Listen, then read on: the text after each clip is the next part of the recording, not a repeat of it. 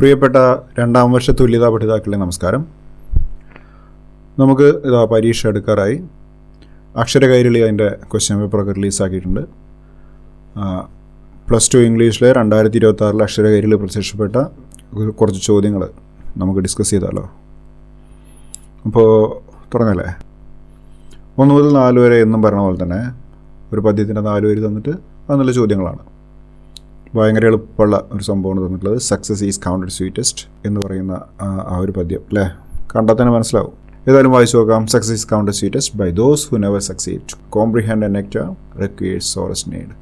ഒന്നാമത്തെ ചോദ്യം identify the poet എന്നാണ്. പോയറ്റിന് ഓർമ്മ ഉണ്ടാവണ്ടേ, ആരാണ്?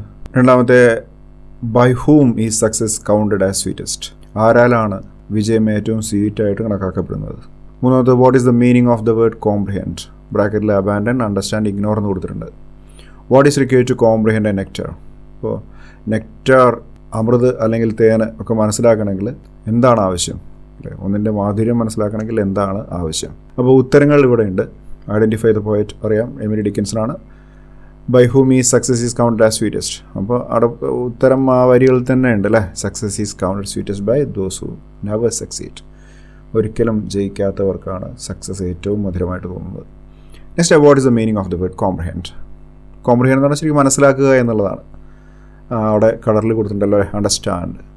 ഇനി what is required to comprehend a nectar, എന്താണ് മാധുര്യം മനസ്സിലാക്കാൻ വേണ്ടത്? അതിനോട് ആവശ്യമാണ് വേണ്ടത്. We should feel the need, necessity to understand the sweetness of the nectar. Next 4 മുതൽ 8 വരെയുള്ള ചോദ്യങ്ങൾ സെയിം സംഭവം. പാരഗ്രാഫിൽ നിന്നുള്ള ഉത്തരങ്ങൾ കണ്ടുപിടിച്ച് എഴുതിയാൽ മതി. 1 മാർക്ക് വീതം ഓരോ ചോദ്യം, അങ്ങനെ 4 മാർക്കിന്. ത്രിവേണി നമുക്ക് കാണാനുണ്ട്. കന്നഡ ലാംഗ്വേജിലെ റൈറ്ററാണെന്നൊക്കെ മനസ്സിലായി. ഏതാണ് നമ്മുടെ പാഠം എന്ന് നിങ്ങൾക്ക് അറിയാണ്ടാവും. അങ്ങനെയാണെങ്കിൽ രക്ഷപ്പെട്ടു. 5-ാമത്തെ ചോദ്യം അത് തന്നെയാണ്, ഐഡൻറ്റിഫൈ ദ ലെസൺ. എന്താണ്? How I taught my grandmother to read. Sudha Murthy എഴുതിയതാണല്ലേ. നെക്സ്റ്റ് 6-ാമത്തെ, Triveni was a popular writer in which language. ഇപ്പോൾ കളർ കോഡൊന്ന് ശ്രദ്ധിക്കുക.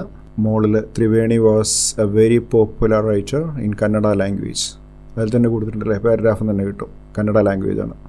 Next, what was Triveni style of writing. വീണ്ടും കളർ കോഡ് ശ്രദ്ധിക്കുക. Her style was easy to read and very convincing. Next, what topics did hair stories usually address.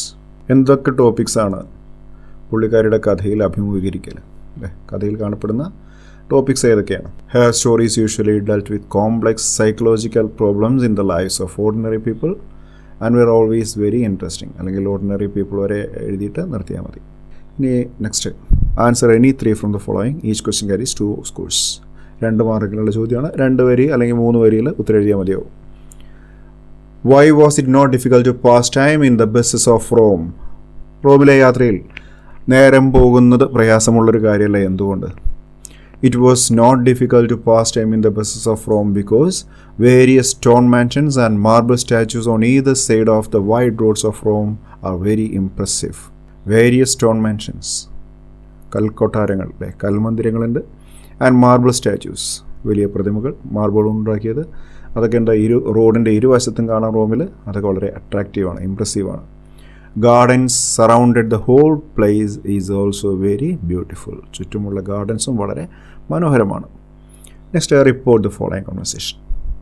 Ramya, Rohan who made this cake. അപ്പോൾ ഒരു question ആണ്. ക്വസ്റ്റ്യനെ report ചെയ്യുമ്പോൾ നമ്മൾ asked എന്നാണ് കൊടുക്കേണ്ടത്. രമ്യ റോഹനോടാണ് ചോദിക്കുന്നത്, അതുകൊണ്ട് രമ്യ ആസ്ക്ഡ് റോഹൻ. ഇനി ക്വസ്റ്റ്യൻ വേർഡ് അതേപോലെ WH ക്വസ്റ്റ്യൻ അല്ലേ. WH ക്വസ്റ്റ്യൻ ആകുമ്പോൾ ഹൂന്നോ വാട്ടെന്നോ വെന്നോ വേർന്നോ ഒക്കെ ആണെങ്കിൽ അതേ ക്വസ്റ്റ്യൻ വേർഡ് അടുത്തതായിട്ട് എടുത്തെഴുതുന്നു. അതിനുശേഷം പിന്നെ വെർബ് നോക്കി നോക്കുക. വെർബ് മെയ്ഡ് എന്നാണ് കാണുന്നത്, പാസ്റ്റ് ടെൻസ് ആണ്. പാസ്റ്റ് ടെൻസ് ആണെങ്കിൽ എന്ത് ചെയ്യണം? ഹാഡ് + V3 എന്നുള്ള ഫോമിൽ എഴുതണം. അപ്പോൾ ഹൂ ഹാഡ് മെയ്ഡ്, ഹാഡിൻ്റെ കൂട്ടത്തിൽ മെയ്ക്ക് എന്നുള്ളതിൻ്റെ V2ഉം V3ഉം മെയ്ഡ് തന്നെയാണ്. അപ്പോൾ അത് എഴുതി. പിന്നെ ദീസ് എന്നുള്ളത് ദാറ്റായി. അത്രേ വ്യത്യാസമുള്ളൂ.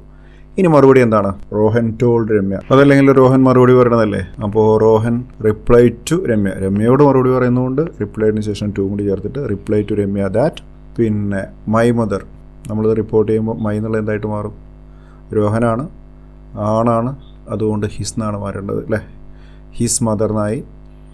പിന്നെ സെയിം സെൻറ്റൻസ് ആണ്, പാസ്റ്റ് ടെൻസിലുള്ളതായതുകൊണ്ട് ഹാഡ് V3 എന്നുള്ള ഫോർമാറ്റിലേക്ക് മാറ്റി. ഇപ്പോൾ ഹാഡ് മെയ്ഡായി, ദീസ് എന്നുള്ളത് ദോസ് എന്നായി.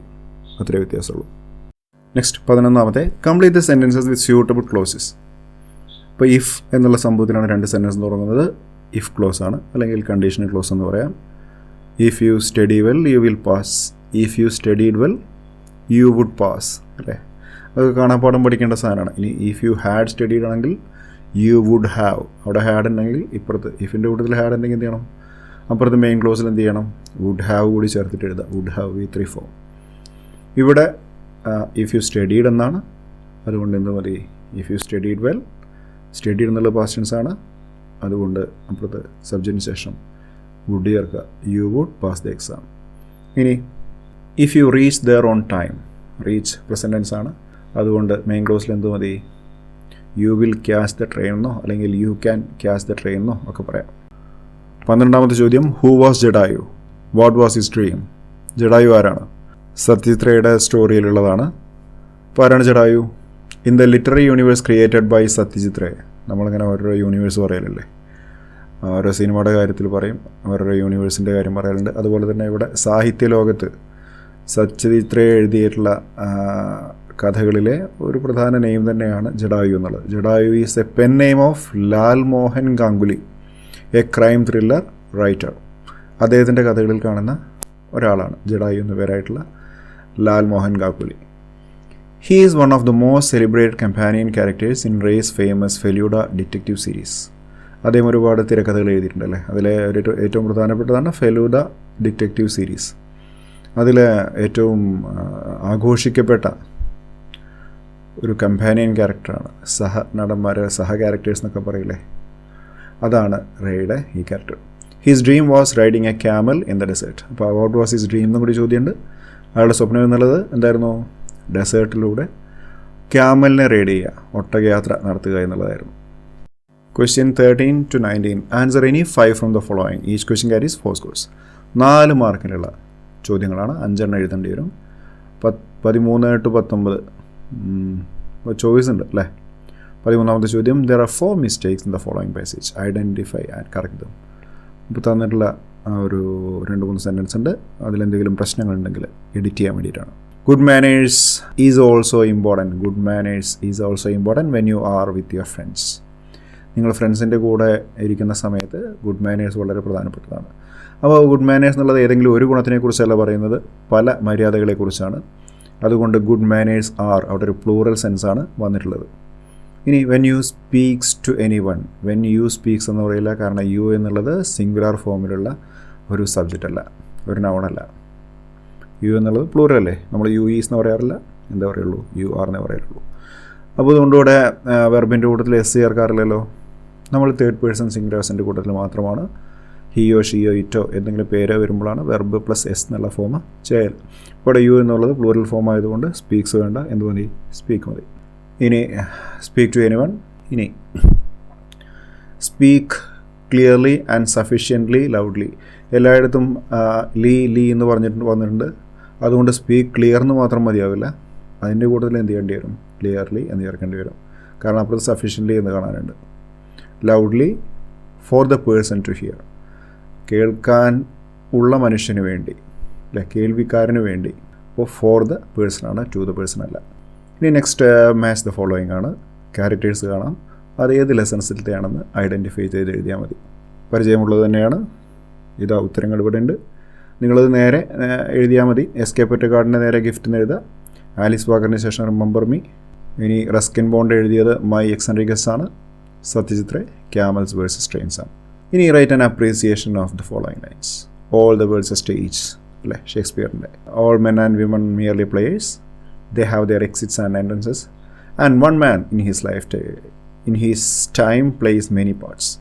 അപ്പോൾ ഇതിൻ്റെ ഒരു അപ്രീസിയേഷൻ എഴുതാനാണ്. The 7 Ages of Man is a monologue from William Shakespeare's play As You Like It. ഇപ്പോൾ ഷേക്സ്പിയറിൻ്റെ പ്ലേ ആയിട്ടുള്ള ആസ് യു ലൈക്ക് ഇറ്റിൽ ജാക്കസ് പറയുന്ന ഒരു മോണോലോഗാണത് അല്ലേ. അതിൽ മനുഷ്യൻ്റെ വ്യത്യസ്തങ്ങളായിട്ടുള്ള സ്റ്റേജുകളെക്കുറിച്ച്, മനുഷ്യൻ്റെ വളർച്ചയിലെ വ്യത്യസ്ത ഘട്ടങ്ങളെക്കുറിച്ച് പറയുന്നുണ്ട്. He describes the world as a stage. അദ്ദേഹം പറയുന്നത് ലോകം ഒരു സ്റ്റേജ് ആണെന്നാണ്. Where every person has his or her role to play. ഓരോരുത്തർക്കും അവരുടേതായിട്ടുള്ള റോൾസ് അവിടെ പ്ലേ ചെയ്യാനുണ്ട്. A man plays 7 roles. ഒരാൾ 7 ഘട്ടങ്ങളിലൂടെ കടന്നു പോകുന്നത്രേ. ഏതൊക്കെയാണ് സ്റ്റേജ് നമുക്കറിയാം. ഇൻഫൻ്റ് ഉണ്ട്, സ്കൂൾ ബോയ് ഉണ്ട്, ലവർ, സോൾജിയർ, ജഡ്ജ്, റിട്ടയറി അതായത് old man, finally the dependent old man അതായത് senility, who returns to a state of helplessness, ആകെപ്പാടെ നിസ്സഹായാവസ്ഥയിലെത്തുന്ന ഒരു സ്റ്റേജ്. ഇങ്ങനെ 7 ഘട്ടങ്ങളിലൂടെ കടന്നു പോകുന്നു എന്നാണ് ഷേക്സ്പിയർ പറയുന്നത്. Through this metaphor Shakespeare highlights the cyclical nature of life. ഇപ്പോൾ ജീവിതം തുടക്കം എങ്ങനെയാണോ, തുടക്കം ഹെൽപ്ലെസ് ആയിട്ടാണ്, അതുപോലെ തന്നെ ഒടുക്കവും ഇങ്ങനെ സൈക്ലിക്കായിട്ട് വരുന്നു എന്നാണ് പറയുന്നത്. And the inevitable passage of time, ഒഴിച്ചുകൂടാനാവാത്തതാണ് ഈ ടൈമിൻ്റെ സഞ്ചാരം എന്ന് പറയുന്നത് അല്ലേ. അപ്പോൾ അതിനെക്കുറിച്ചൊക്കെയാണ് ഷേക്സ്പിയർ പറഞ്ഞിട്ടുള്ളത്. 16ാമത്തെ sketch the character of Mrs Pearson. ഇത് കുറച്ച് ഇമ്പോർട്ടൻ്റ് ആയിട്ടുള്ള ക്യാരക്ടർ സ്കെച്ചാണേ. മിസ്സസ് പേഴ്സൺ എന്നുള്ളത് മദേഴ്സ് ഡേയിലെ character. Play Mother's Day revolves around a character Mrs Pearson. She is pleasant but worried looking. ആളുടെ മുഖം വളരെ സന്തോഷമായിട്ട് തോന്നുമെങ്കിലും എപ്പോഴും ഒരു വറീഡായിട്ട് തോന്നുന്ന, മുഖത്ത് നോക്കിയൊരു വിഷമമുണ്ട്. She is timid, meek and caring. ആൾ കുറച്ച് ലജ്ജാലുവാണ്, എല്ലാവരെയും കൂസുന്നത്. ടിമിഡ് എന്ന് പറഞ്ഞാൽ കുറച്ച് പേടിയില്ല, എല്ലാവരെയും കൂസലില്ലാതെ നല്ല കൂസുന്ന പ്രകൃതമാണുള്ളത്. അതുപോലെ തന്നെ ഭയങ്കര കെയറിങ്ങുമാണ്. Mrs Pearson speaks in a light hurried tone. വളരെ മൃദുവായ ശബ്ദത്തോടുകൂടി എന്നാൽ കുറച്ച് സ്പീഡിലാണ് സംസാരം. She is so fond of a family. ഫാമിലിയെ ഭയങ്കര ഇഷ്ടമാണ്. And runs after them all the time. എല്ലാ പ്രാവശ്യവും എപ്പോഴും അവരെ പിന്നാലെ ഇങ്ങനെ ഓടിക്കൊണ്ടിരിക്കും. Her excessive love and care have spoiled them. അവരുടെ അധികമുള്ള സ്നേഹം അവരെ നശിപ്പിച്ച് കളഞ്ഞിരിക്കുന്നു, ഫാമിലി മെമ്പേഴ്സിനെ നശിപ്പിച്ച് കളഞ്ഞിരിക്കുന്നു. Her family always neglected. അവരുടെ ഫാമിലി, ആ സ്ത്രീയുടെ ഫാമിലി പലപ്പോഴും അവരെ അവഗണിക്കുകയാണ് ചെയ്തത്. And used harsh words. പലപ്പോഴും ഹാർഷായിട്ടുള്ള വാക്കുകൾ, പരുക്കനായ വാക്കുകൾ ഉപയോഗിച്ചു അവൾക്കെതിരെ. As she wished for a happy atmosphere she didn't react. അവൾ ഒരിക്കലും റിയാക്ട് ചെയ്തിരുന്നില്ല. കാരണം പുള്ളിക്കാർക്ക് എപ്പോഴും ആവശ്യം ശാന്തിയും സമാധാനവും സന്തോഷവുമുള്ള ഒരു ചുറ്റുപാടാണ് അല്ലേ, ഒരു അറ്റ്മോസ്ഫിയറാണ്. However, she wishes to get rid of their cruel treatment with the help of a friend. ഏതായാലും ഫ്രണ്ടിൻ്റെ സഹായത്തോടു കൂടി ഈ തൻ്റെ ഫാമിലിയുടെ ക്രൂവലായിട്ടുള്ള ആറ്റിറ്റ്യൂഡൊന്ന് മാറ്റണമെന്ന ആഗ്രഹം അവർക്കുണ്ടായിരുന്നു. അങ്ങനെ at the end of the play there is a rather bold but affectionate missus person. കുറച്ചും കൂടി ബോൾഡായിട്ടുള്ള എന്ന സ്നേഹമുള്ള ഒരു മിസ്സസ് പേഴ്സണെയാണ് കഥയുടെ അവസാനം നമുക്ക് കാണാൻ സാധിക്കുക. Next, write 4 warnings messages to create awareness about the dangers of drugs. ഡ്രഗ്സിൻ്റെ അപകടങ്ങളെക്കുറിച്ച് ബോധവാന്മാരാക്കുന്നതിന് 4 വാർണിംഗ് മെസ്സേജ് തയ്യാറാക്കാനാണ്. 4 മെസ്സേജ്, 4 മാർക്ക്. നോക്കാം. A moment of pleasure, a life time of pain. Stay away from drugs. ഒരു നിമിഷത്തെ സന്തോഷം, ജീവിതകാലം മുഴുവനുള്ള ദുഃഖം അല്ലെങ്കിൽ വേദന. അതുകൊണ്ട് എന്ത് ചെയ്യൂ? Stay away, keep away. നിങ്ങളെ ഒഴിവാക്കി നിർത്തൂ. എവിടെ നിന്ന്? From drugs. Okay. Next, life is too precious to waste on drugs. 3, drugs destroy dreams, stay clean, stay strong. 4, say no to drugs, say yes to life. Next, why did the author consider the cemetery as the bridal room of death in the story The Gift? ഗിഫ്റ്റിൽ author പറയുന്നുണ്ട് cemetery ഏതാണ്ട് മണിയറ പോലെ കാണപ്പെടുന്നു. ആരുടെ മണിയറ? മരിച്ചവരുടെ. എന്താണ് പറയാൻ കാരണം? A bridal room is supposed to be a place of charm with decorated walls and roof. എല്ലായിടത്തും അലങ്കരിച്ചതായിരിക്കുമല്ലോ മണിയറ. It will be filled with the color and fragrance of flowers. The flowering trees and gardens over there perfume the air and decorate the bed of the dead. അവിടെ നമുക്ക് കാണാം flowering trees, gardens ഉണ്ട്. അതൊക്കെ എന്ത് ചെയ്യുന്നു? എയറിനെ perfume ചെയ്യുന്നു, എയറിന് വേണ്ട സുഗന്ധം കൊടുക്കുന്നു. And decorate the bed of the dead. മരിച്ചവൻ്റെ ബെഡ്, ഗ്രേവ് യാർഡ് അല്ലേ, അതിനെ ഡെക്കറേറ്റ് ചെയ്തുകൊണ്ടിരിക്കുകയാണ് ഈ പുഷ്പങ്ങളൊക്കെ. The place is calm and spread out. വളരെ ശാന്തമായ സ്ഥലമാണ്. As the newly married ones carry bouquet, the tomb also bears fresh bouquet. കല്യാണം കഴിച്ചവരുടെ കയ്യിലും തന്നെ ബൂക്കെ ഉണ്ട്, ബൊക്ക. അതുപോലെ തന്നെ ടൂമ്പിന് മുകളിൽ നമുക്ക് കാണാൻ പറ്റും ഇത്തരത്തിലുള്ള ബൂക്കുകൾ. Next, 19th question, who was Michael's coach? മൈക്കേലിൻ്റെ കോച്ച് ആരായിരുന്നു? And how did he train him? എങ്ങനെയാണ് ആ കോച്ച് അയാളെ ട്രെയിൻ ചെയ്യിപ്പിച്ചത്? What was his passion? എന്തായിരുന്നു അദ്ദേഹത്തിൻ്റെ പാഷൻ, ആഗ്രഹം എന്തായിരുന്നു? Birdstone. Michael's father was his coach. മൈക്കേലിൻ്റെ അച്ഛനായിട്ടുള്ള ബേർഡ് സ്റ്റോൺ ആയിരുന്നു അദ്ദേഹത്തിൻ്റെ coach. Michael's careful and regimented training was closely monitored by his trainer. മൈക്കലിൻ്റെ എല്ലാവിധ ആക്ടിവിറ്റീസും മോണിറ്റർ ചെയ്തിരുന്നത് ആ ട്രെയിനറായിരുന്നു. Birdstone was A realist, not a dreamer. കാര്യങ്ങളെ അതിൻ്റെ രീതിയിൽ കാണുന്ന ആളായിരുന്നു ബേർഡ്സ്റ്റോൺ, അല്ലാണ്ട് സ്വപ്നജീവിയായിരുന്നില്ല. He believed in hard work and sweat. വിയർപ്പിലും കഠിനാധ്വാനത്തിലും അദ്ദേഹം വിശ്വസിച്ചു. His motto was if you want something work for it. എന്തെങ്കിലും കാര്യം വേണമെങ്കിൽ അതിനായിട്ട് ജോലി ചെയ്യണം, അല്ലെങ്കിൽ വെറുതെ കിട്ടില്ല എന്നുള്ളതായിരുന്നു അദ്ദേഹത്തിൻ്റെ motto. Michael's dedication, determination and discipline were his dream as a coach. അദ്ദേഹത്തിൻ്റെ സ്വപ്നം, കോച്ച് എന്ന നിലയ്ക്കുള്ള സ്വപ്നം എന്തായിരുന്നു? മൈക്കലിൻ്റെ ഡെഡിക്കേഷൻ, അർപ്പണബോധമാണ്. അദ്ദേഹത്തിൻ്റെ ഡിറ്റർമിനേഷൻ, ഉറച്ച തീരുമാനം, ആൻഡ് ഡിസിപ്ലിൻ, അച്ചടക്കം, ഇതൊക്കെയായിരുന്നു അദ്ദേഹത്തിൻ്റെ സ്വപ്നങ്ങൾ. അപ്പോൾ ഇത്രയൊക്കെയാണ് 19 ചോദ്യങ്ങൾ നമ്മൾ ഡിസ്കസ് ചെയ്തതിന്. കുറച്ചും കൂടി ഉണ്ട് അല്ലേ, 6 മാർക്കിൻ്റെയും 8 മാർക്കിൻ്റെയും ക്വസ്റ്റ്യൻസ് ബാക്കിയുണ്ട്. നമുക്കിത് ഉടൻ ചെയ്യാം, ഉടൻ കണ്ടുമുട്ടാമെന്നുള്ള വിശ്വാസത്തോടെ തൽക്കാലം വിട. നന്ദി.